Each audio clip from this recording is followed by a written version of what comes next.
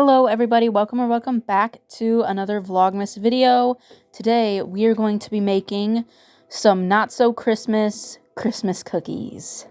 But first, let's drink our coffee.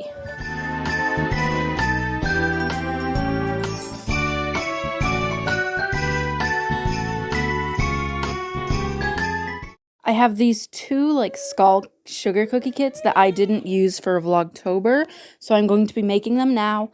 However, I'm not going to be using the skull cookie cutter. I'm just going to be doing my own thing. Even though it is Vlogmas, these aren't necessarily Christmas-related cookies. You'll see how they turn out. First step in any cooking process is to definitely wash your hands. The things that aren't included in the kit is butter, eggs, powdered sugar, and water. The kit does come with sugar cookie mix, royal icing mix, black icing pen, and the plastic stall cutter that I will not be using. Like I just said, here's everything in the kit. We got the cutter, the cookie mix, the black icing pen, and the royal icing mix. Let's preheat our oven to 350 and lay out some parchment paper. Quick tip to get your parchment paper to stick to your pan, sprinkle just the tiniest bit of water on your pan and the parchment paper is going to stick to it and won't budge.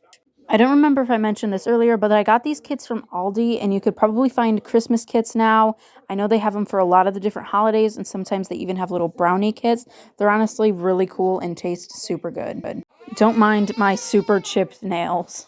I'm going to work on the icing first because while I was doing this, I thought that the icing had to set for a certain amount of time, but that's after you put it on the cookie, so definitely do the cookies first and then the icing. I messed up.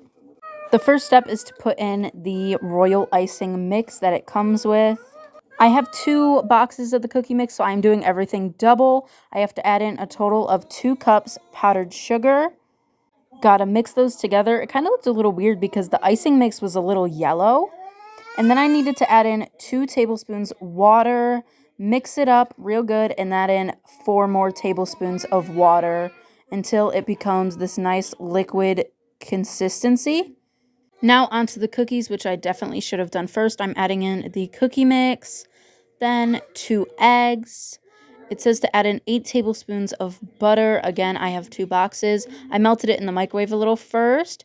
I ended up kneading it with my hands because the fork was just not cutting it. And here is the nice dough consistency. I'm going to be putting the dough on little circles in the pan.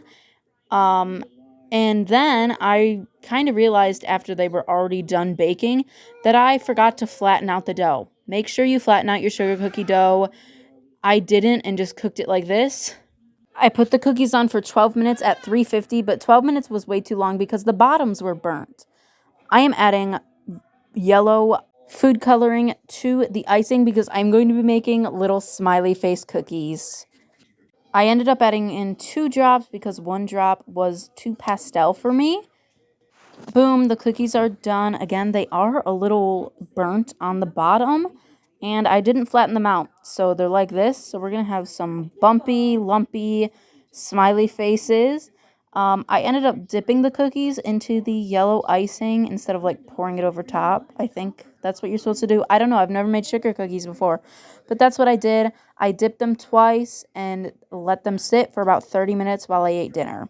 Now I am going in with the black icing that the kit comes with and drawing on the smiley faces. I had a few that kind of turned out a little weird just to do some trial and error here, but I ended up finding a little design that I liked. Who knew that drawing a smiley face on a cookie could be so hard? The icing wasn't sticking that well, so it was kind of a weird process.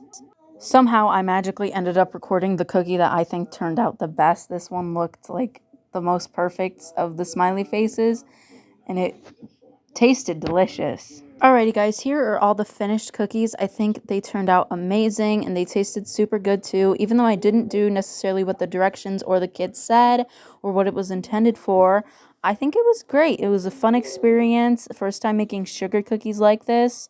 Anyway guys, thank you for watching. I will see you guys in the next video.